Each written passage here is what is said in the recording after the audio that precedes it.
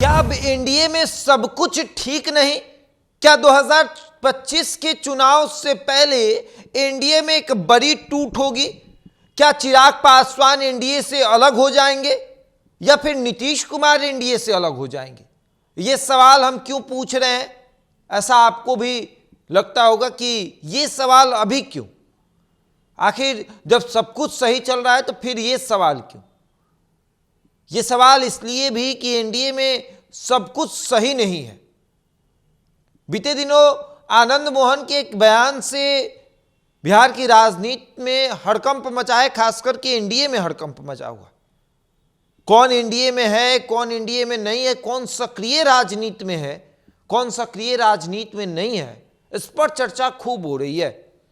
आनंद मोहन ने कहा कि चिराग पासवान है तो आखिर इमामगंज जाकर पासवानों का वोट उन्होंने क्यों नहीं दिलवाया?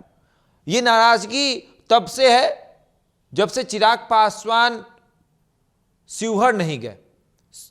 लोकसभा चुनाव में लवली आनंद जब शिवहर से चुनाव लड़ रही थी तब वो लगातार चिराग पासवान से समय मांग रही थी। 2 बार हेलीपैड बनवाया गया, कार्यक्रम रखा गया, लेकिन चिराग का हेलीकॉप्टर उतरा नहीं, क्योंकि चिराग के हेलीकॉप्टर को शिवहर जाने का विचार नहीं था। और ऐसा ही हुआ इमामगंज में कि इमामगंज में कई बार कार्यक्रम मांगा गया, लेकिन चिराग पासवान ने कार्यक्रम नहीं दिया।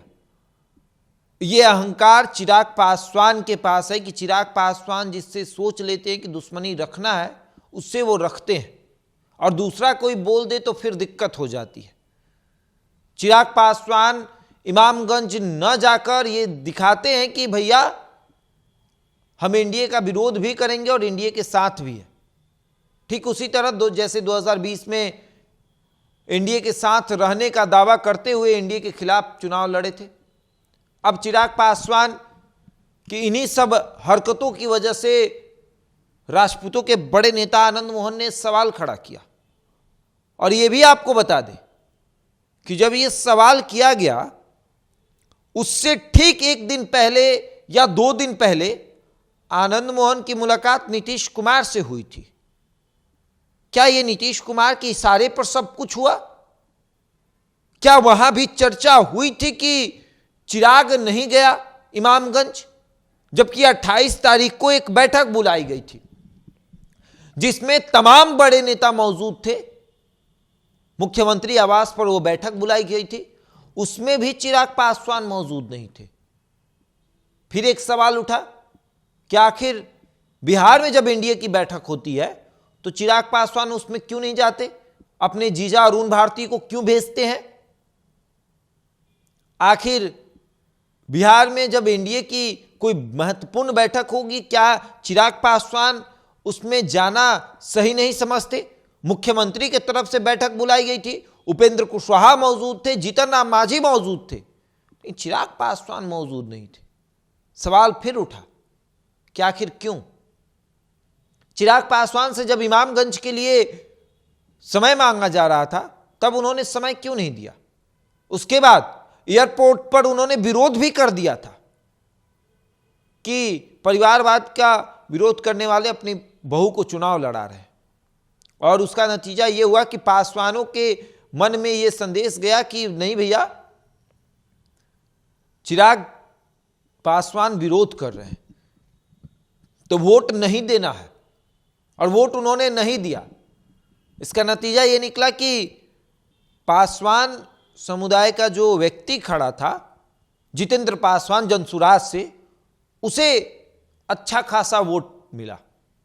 अगर वो थोड़ा वोट और काटता तो फिर दीपा मांझी का जीतना मुश्किल हो जाता।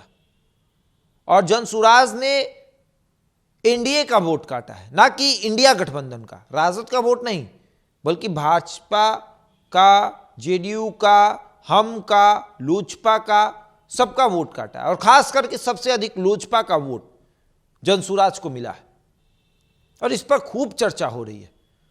जीतन राम मांझी के भी मन में ये चल रहा है कि चिराग पासवान ने ये सही नहीं किया। अगर ऐसे ही बदले की राजनीति होती रही तो फिर क्या एनडीए में सब कुछ सही रहेगा?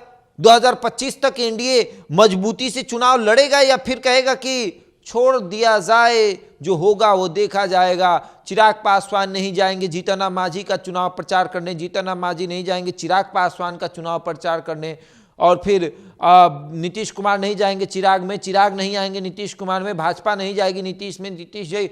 ऐसे ही खेल चलता रहेगा और फिर एनडीए हो जाएगी कमजोर। और 2025 में जो सपना एनडीए देख रही है 220 सीट लाने का, वो सपना ही रह जाएगा, वो सपना हकीकत में नहीं बदल पाएगा।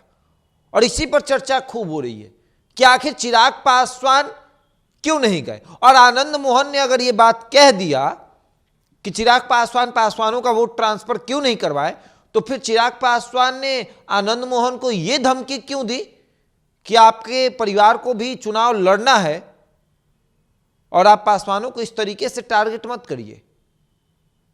चिराग पासवान ने सरेआम धमकी दे डाली थी और उसी धमकी का नतीजा भी ये हुआ कि इधर से भी एक बातें कही गई, इधर से भी धमकी दी गई कि राजपूतों का वोट आपको नहीं लेना है क्या। मतलब सामाजिक तौर पर एक लड़ाई लड़ी जा रही है, हमारा समाज तुम्हारा समाज, हमारी जाति तुम्हारी जाति, इस पर लड़ाई लड़ी जा रही है। आगे देखिए क्या होगा। बहरहाल इस खबर में इतना ही, बने हमारे साथ और देखते रहे द इंडिया टॉप।